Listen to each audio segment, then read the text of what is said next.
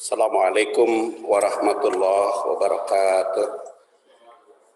Alhamdulillah wassalatu wassalamu ala Rasulillah wa ala alihi wa sahbihi wa mawala. Amma ba'du fa ya ibadallah usikum wa iyaya bitaqwallah fa innal jannata wi'iddat liman ittaqah. Jamaah rahimakumullah, kajian hadis sore hari ini mewaspadai ruwaibidah. Ini gambarnya bagus, udah dipangbikinkan Pak. Mana? Berarti itu pangbikinkan gambarnya. Jadi rada nyeni. Bismillahirrahmanirrahim. Hadisnya adalah dari Abu Hurairah. Jadi tentu saja kalau yang saya bahas di sini tidak dari awal. Kalau di buku ini lengkap ya. Mulai dari tausik dan takhrij, kemudian tarikh, tashih, tahlil, kemudian takwil dan tatbiq. Jadi 7 langkah kalau kita mengkaji hadis. Jadi 7 langkah yang harus kita tempuh. Ya, sedikit saya ingatkan kembali bahwa tausik adalah otentisitas hadis atau keberadaan hadis di mana saja hadis ini. Dan ini saya cantumkan, tausik ini terdiri dari teks hadis, kemudian terjemah, kemudian perbandingan matan. Perbandingan matan saya kutip dari beberapa mukharrij hadis, mulai dari Ibnu Majah, Ahmad, Tabarani, dan Hakim. Dan begitulah redaksinya macam-macam, antara satu rawi dengan rawi yang lain itu susunannya bisa berbeda. Kemudian nanti takhrij mulai dari perbandingan sanad. Perbandingan sanad itu adalah urutan mata rantai. Ini judulnya salah. Yang kedua, perbandingan sanad itu urutan sanad, bukan macam-macam matan, di urutan sanad. Kemudian nanti tarikh atau riwayat rawi yang meriwayatkan hadis itu. Nah, lalu riwayat rawi jadi satu persatu saya uraikan. Kemudian tashih. Jadi setelah tahrij itu tashih. Itu kebenaran hadis atau validitasi hadis. Nanti sebetulnya ada satu lagi, yaitu tarikh matan. Tarikh matan itu suasana Rasul, sedang bagaimana beliau meriwayatkan atau beliau menyampaikan hadis itu. Itu namanya tarikh matan. Kemudian nanti tahlil sarah. Tahlil itu uraian sarah hadis.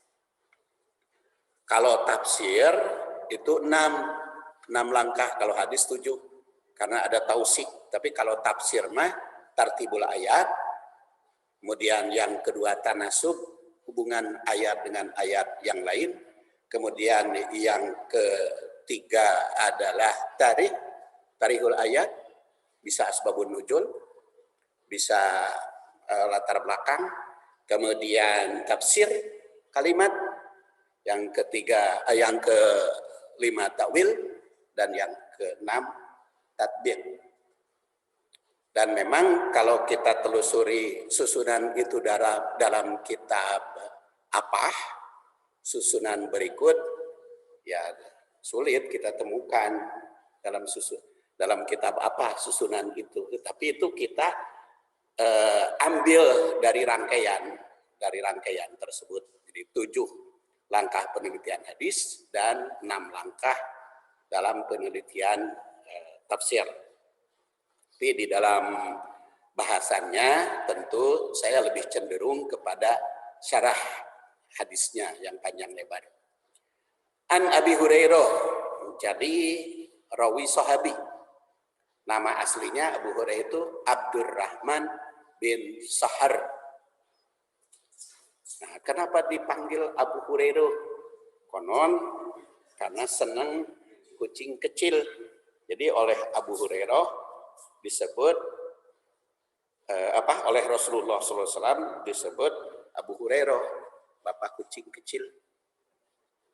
Nah, itu riwayatnya saya tulis di halaman 5, tidak perlu saya uraikan. Kata Abu Hurairah, qala Rasulullah SAW, Rasul bersabda, sayati bakal datang alan nas atas manusia sanawat. Sanawat itu jama dari sanah. Khada'at, banyak penipuan.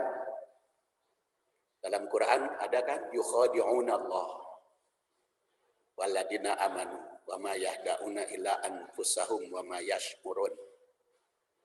Yusaddaku, dibenarkan fiha, di sanawat itu, di hari itu, al-kadib, pembohong. Itu kan bohong dianggap benar.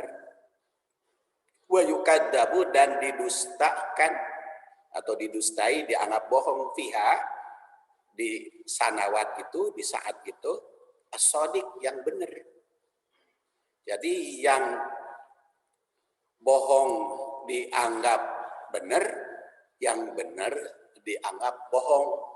Nu benar dibohongkan, nu dibohongan, dibohongi, nu benerkan. Jadi lebih cenderung yang bohong-bohong yang dipakai, bukan yang benar-benar. Kalau yang benar-benar mah dilelepkan atau tidak dimunculkan. Wa yukhawwanu wa yu'tamanu, dan diberi kepercayaan fiha, di saat itu, di sanawat itu, al-khain, orang yang berkhianat. Wa yukhawwanu, dan dikhianati fiha, di saat itu, al-amin, orang yang dapat dipercaya. Jadi orang yang berkhianat dipercayai, orang yang jujur tidak dipercaya. Lobaknya ya Ustaz, Di hal amin. Wayantiqu, dan berbicara. Yantiq fiha, di hari itu atau di tahun itu, ar-ruwaibidah. Nama kali tapi saya lebih ruwaibidah. Asup. Kila, maka ditanya Rasul itu, amar ruwaibidah, apa ruwaibidah itu? Qala, maka Rasul bersabda, ar-rajulut ta'i, orang yang bodoh, orang yang tidak ahli, fi amril ammah, berbicara tentang urusan hayat, urusan ramai. Dan sekarang ini cukup banyak yang begitu. Orang ahli tidak didengar, orang yang bukan ahli dipakai. Apalagi sekarang kan banyak yang menguasai media massa, media sosial. Media sosial itu kan tidak selektif. Siapa aja yang berbicara, maka banyak bicara itu yang disebarkan. Apalagi bukan menjelang Ramadan saja, menjelang Rajab, muncul itu hadis-hadis doib disebarkan.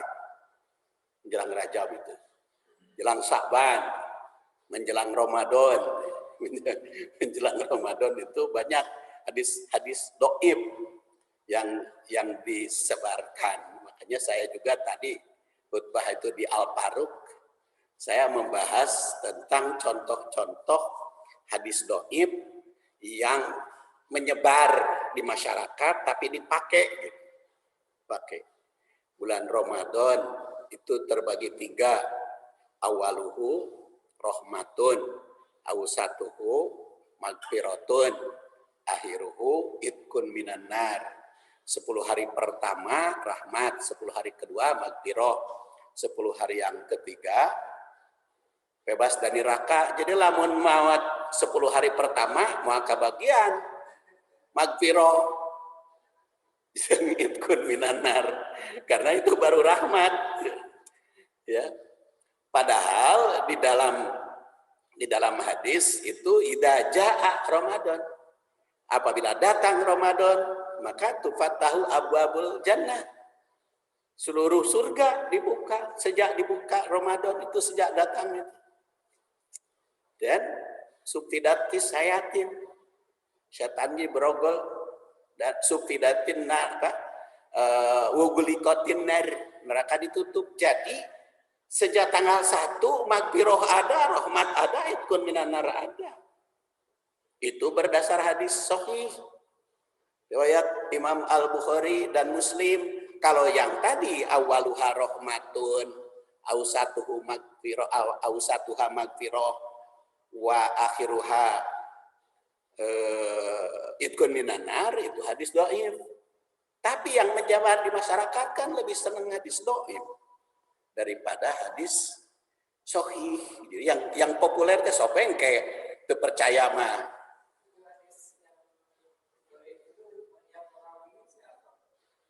Justru kalau yang merawi itu yang diragukan rawinya. Bila terpercanten kewe di bulan Ramadan banyak penceramah coba yang mendugikan itu, karena hadis dhaif itu seneng. Seperti roja'na min jihadil asghar ila jihadil akbar, itu kan bulan Ramadan. Tuh sering muncul oleh para penceramah. Jadi jihad yang paling besar itu memerangi hawa nafsu. Makanya sahabat itu katanya bertanya kepada Rasulullah, apa ada lagi jihad yang paling besar? Padahal kami sudah perang Badar, perang Uhud, perang Khandaq, yaitu memerangi hawa nafsu. Bagaimana memerangi hawa nafsu lebih besar dari perang Badar? Hawa nafsu itu tidak perlu diperangi. Dikendalikan saja, dikendalikan hawa nafsu itu. Bukan diperangi. Kan bayar nafsu punya nafsu masing-masing, jalan saja, tapi dikendalikan. Nah, jadi maka karena jihad yang paling afdol berdasar hadis sahih adalah qaulu hakim inda sultanin jair, atau dalam riwayat Ibnu Majah qaulu adlin inda sultanin jair, ngomong benar di penguasa yang tidak benar. Makanya ketika kemarin Jokowi mau mengeluarkan legalitas Homer, kan para ustadz itu berjuang dengan bicara ke berbagai tempat sehingga dicabut. Nah, para ustadz itu punya nilai jihad terbesar. Nah, itu salah satu contoh apa yang disebutkan di dalam hadis ini. Yusaddaqu fihal kadhib wa yukaddabu fihas shadiq. Nah, sekarang bagaimana kita bisa menyeleksi hadis yang bisa dipakai hadis itu dengan yang tidak? Ya kita latih dengan cara demikian, mulai dari tausik, tahrij, tarikh, tahlil, tashih, takwil dan tatbiq.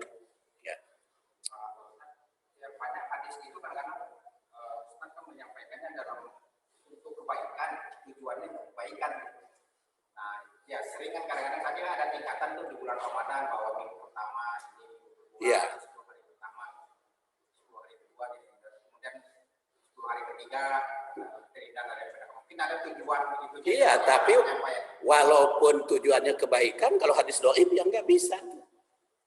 Walaupun tujuannya apa, kalau dasarnya nggak ada, ya nggak bisa.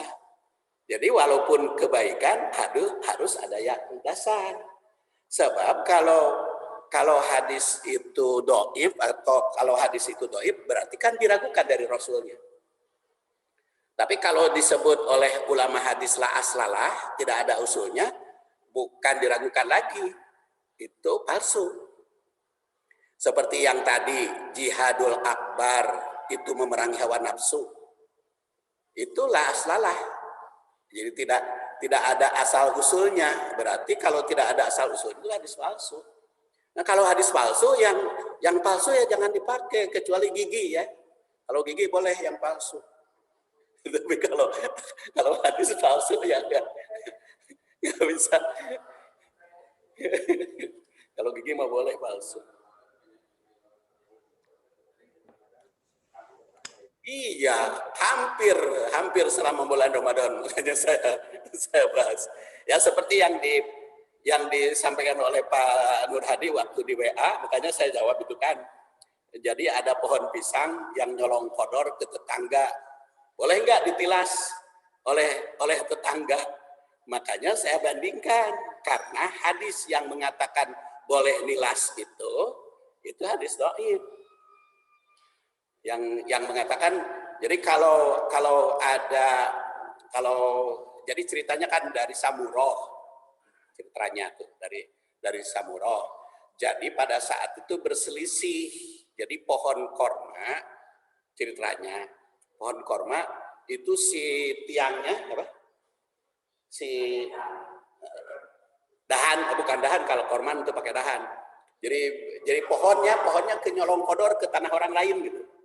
Jadi nyolong kodor ke tanah orang lain. Jadi si buahnya teh berada di tanah orang lain.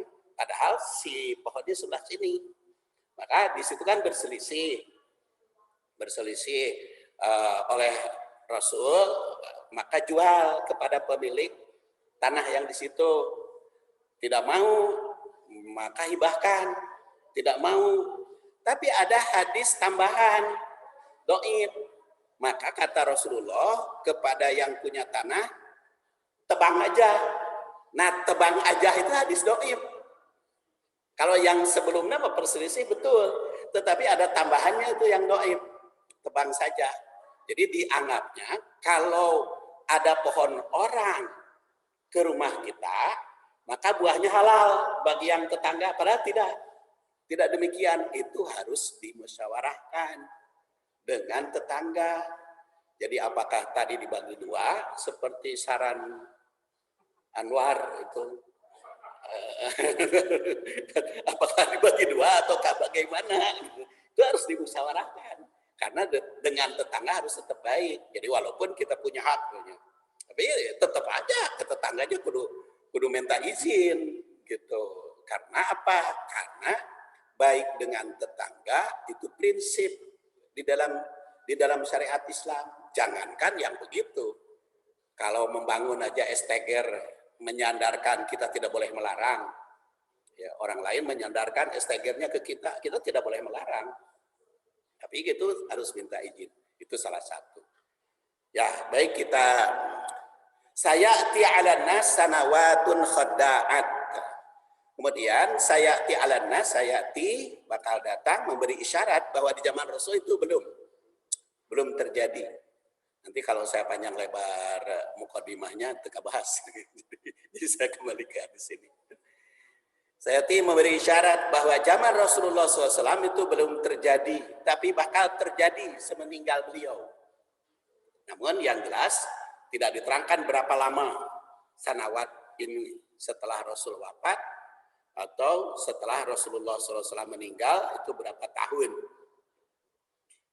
Tapi ada beberapa periode itu bisa terjadi demikian, ya. Sedangkan perkataan khadda'at itu merupakan bentuk jamak dari khada'ah, yang berarti penipu, pendusta, pemalsuan. Dengan tasydid atau double huruf, dal itu menunjukkan mubalaghah atau saking bangetnya atau saking untuk nipunya itu banget pisan, banyak pisan. Khada'at ya. Dengan tasdid. Jadi menunjukkan mubalaghah.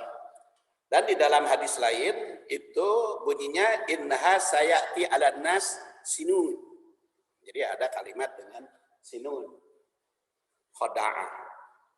Yusaddaqu fihal kadhib wa yukadzabu fihal shadiq wa yu'tamanu fihal kha'in wa yukhawanu fihal amin wa yantiku fihar ruwaibidah kila wa marruidah as-safih. Nah, kalau di dalam hadis dari Abu Hurairah yang kita kaji mah at-tafih rajulut tafih fi amril ammah. Tapi kalau riwayat ini mah as-safih yatakallamu fi amril ammah. Jadi bisa tafih, bisa safih. Tapi kalau safih itu jamaknya sufaha, orang yang bodoh, orang yang belum ahli. Atau ada redaksi lain, yakunu amaman dajjal sinun khawadi'. Ada mendekati dajjal sinun khawadi', banyak penipuan. Yaksuru fihal matar wa yakillu fihan nabtu wa yukadzabu fiha shadiq wa yusaddiqu fihal kadhib wa yu'tamanu fihal kha'in wa yukhawwanu fihal amin wa yantiku fiha ruwaibidah. Kila ya Rasulullah wa marwaibidah man la yubahu lahu. Man la yubahu lahu ruwaibidah. Datang kepada manusia tahun-tahun pemalsuan, banyak hujan tapi sedikit tumbuhan. Kenapa hujan banyak tapi tumbuhan mati? Bisa mungkin karena kebanjiran. Kan hujan banyak, tumbuhan mati karena kebanjiran. Kenapa banjir? Sering kita menyebut banjir itu akibat hujan deras, padahal bukan akibat hujan deras banjir itu. Akibat tanahnya tidak bisa menyerap. Akibat tanahnya tidak bisa menyerap air. Dulu Kalimantan kan tidak pernah banjir, walaupun hujan gede. Kenapa Kalimantan sekarang banyak banjir? Karena hutannya diubah fungsi, kan? Diubah fungsi.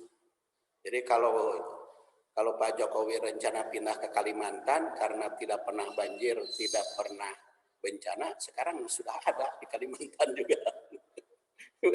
Banjir itu bukan hanya di Jakarta, ya, karena ada perubahan tanah.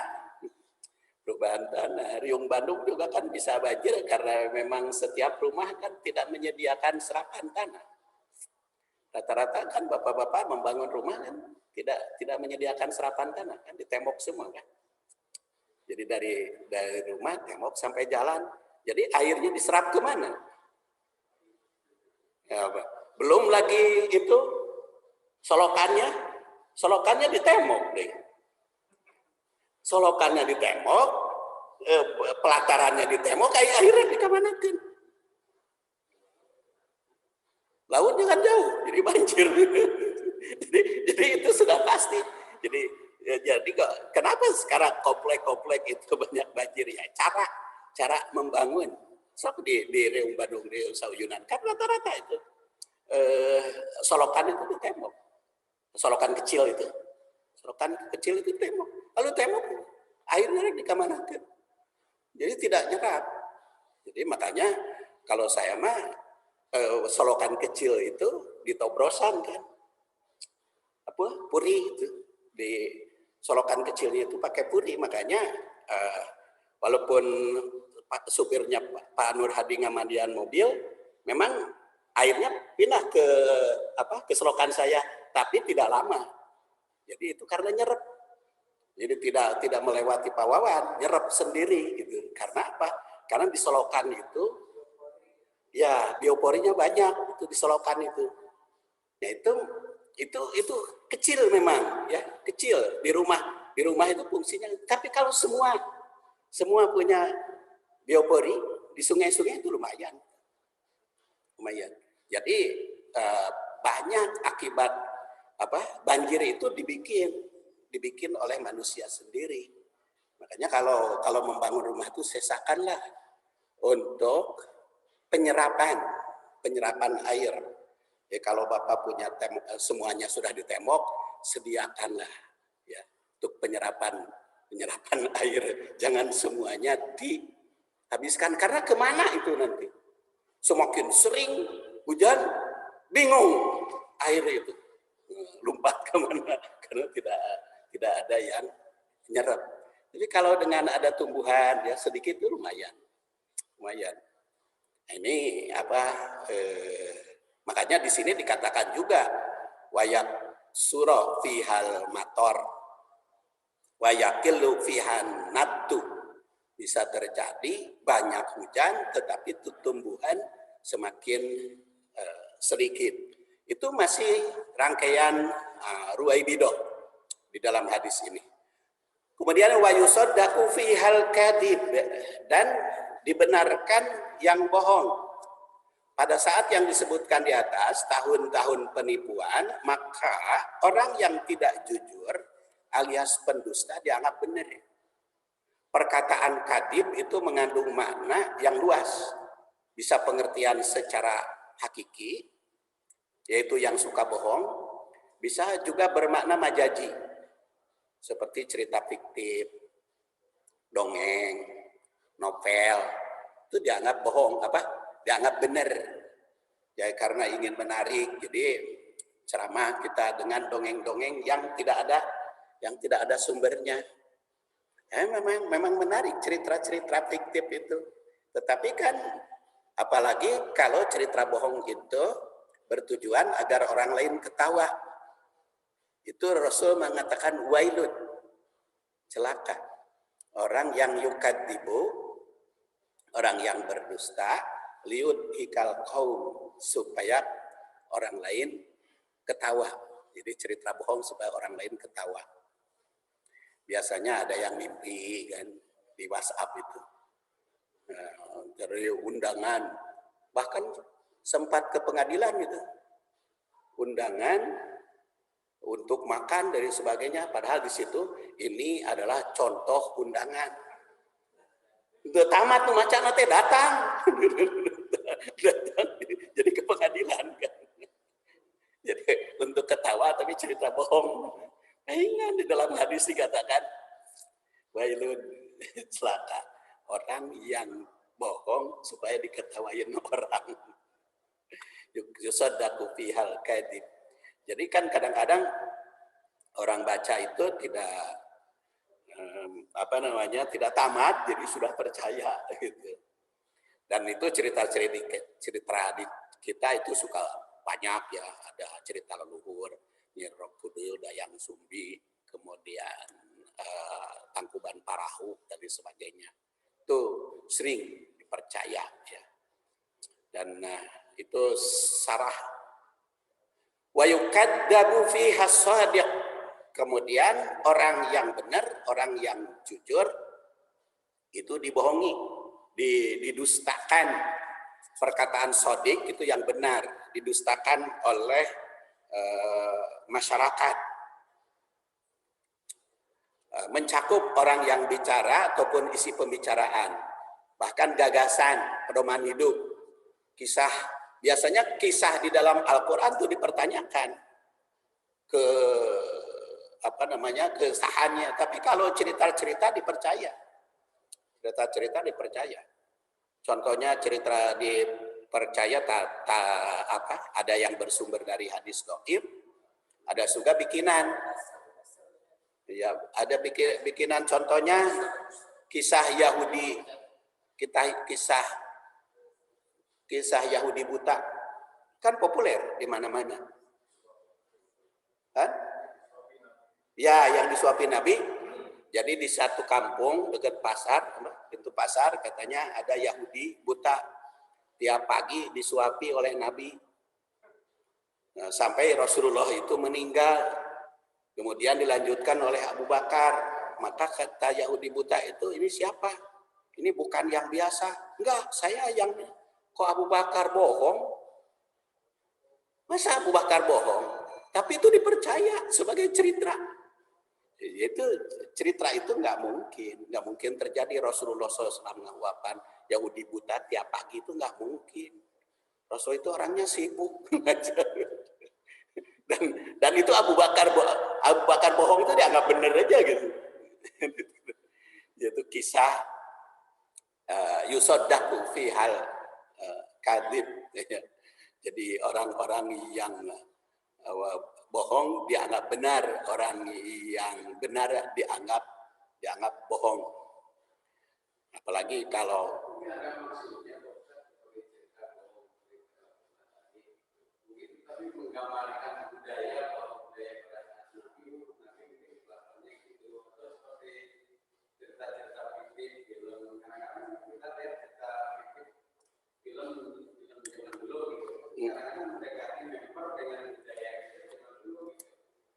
ya, seperti tadi saya katakan, ya seperti iya seperti saya katakan tadi, maksud baik kok kenapa cerita bohong? Kenapa tidak yang benar saja? Seperti Nabi diludahi oleh wanita buta, kan itu cerita. Karena Rasulullah mengampuni, itu ingin menggambarkan bahwa Nabi itu baik, tetapi dibalik itu bohong. Cerita itu, masa ke Rasulullah SAW diludahi nenek tua cicing aja, kok hina betul. Padahal Nabi itu kan orang besar. Di Madinah itu Rasulullah SAW pemimpin besar, disegani. Mana mungkin Yahudi berani meludahi. Jadi tujuannya ingin menggambarkan akhlak Nabi, tetapi membohongi Nabi. Dan membohongi Nabi itu man kadzdzaba alayya muta'ammidan falyatabawa maq'adahu minan nar. Barang siapa yang berdusta atas namaku, siap-siap di neraka. Jadi kan bahaya. Jadi tujuan baik pun harus dengan yang benar. Jangan sampai yukadzabu fi hasadi atau yusaddaku fi hal kadzib. Kemudian wa yu'tamanu fi hal khain, dan orang yang khianat diberi kepercayaan. Nah, jadi orang yang berkhianat, orang yang menipu, maka diberi kepercayaan. Padahal ya'murukum an tu'adul amanat. Jadi itu sama dengan menyia-nyiakan amanat. Rasul ditanya apa itu menyia-nyiakan amanat, yaitu idza wusidal fantadiris sa'ah. Jadi fa idza du'iat amanah fantadiris sa'ah. Apabila amanat disia-siakan, tunggu saat. Kaifa idza'atuha? Bagaimana menyia-nyiakan? Wusidal amru ila ghairi ahli fantadiris sa'ah. Bukan pada ahlinya. Dan amanah itu memang merupakan fitrah, ya, fitrah manusia. Jadi kalau manusia itu senang memegang amanah, ya memang itu sifat manusia. Jadi kalau tidak mau memegang amanah, memang itu keluar dari fitrah. Wa yukhawwanul amin, dan orang yang dapat dipercaya dikhianati. Makanya di dalam hadis lain dikatakan sittatun la'antuhum wa la'anahumul la'akhu wa kullu nabiyyin. Nanti hadis ini dibahas secara khusus. Ya. Nah maka wayantiku fiha ruwaibidah. Maka ruwaibidah itulah yang berbicara, yang dipercaya. Qala Rasul para sahabat bertanya, wa marruaibidah, apa ruwaibidah? At-tafi fi amril ammah. Jadi kita lihat beberapa takwilnya. Peringatan suatu saat yang akan datang harus kita waspadai karena itu bakal terjadi. Makanya supaya jangan sampai terjadi, maka kita harus waspada. Dan ini merupakan peringatan dari Rasul Shallallahu Alaihi Wasallam. Kemudian yang kedua, betapa pentingnya kejujuran dan betapa bahaya kedustaan. Yang ketiga adalah pentingnya menjaga amanah, karena bahkan Rasulullah sampai mengatakan la imana liman la amanatalah. Kemudian yang kelima, bila orang yang tidak punya keahlian sudah dijadikan narasumber, maka itu berbahaya, karena itu termasuk ruwaibidah. Ya. Kemudian implikasinya, bicara ruwaibidah, merajalela akan terjadi kekacauan. Kemudian dalam mengkaji ilmu, jangan hanya melihat siapa yang bicara, tapi isinya. Ya. Jadi jangan sampai dongeng-dongeng dipercaya. Tapi kita harus percaya yang ada sumbernya. Yang ketiga adalah memilih pemimpin yang hanya ditinjau dari sudut popularitas. Agar itu jangan sampai kita dipimpin oleh kelompok yang ruwaibidah. Saya kira itu kajian kita hari ini. Insya Allah pengajian yang akan datang kita akan melaksanakan kajian hadis yang lain. Nanti ini 217 ya. Ini seharusnya 216. Jadi bukan 213. Nanti yang akan datang itu nomornya 217. Tapi ada bulan yang akan datang Ramadan. Iya, Ramadan. Ya, kalau bulan Ramadan materinya lain. Itu ringkesan. Baik, kita tutup dengan doa kafaratul majlis. Subhanakallahumma wa bihamdika asyhadu an la ilaha illa anta astaghfiruka wa atubu ilaik. Assalamualaikum warahmatullahi wabarakatuh. Waalaikumsalam warahmatullahi wabarakatuh.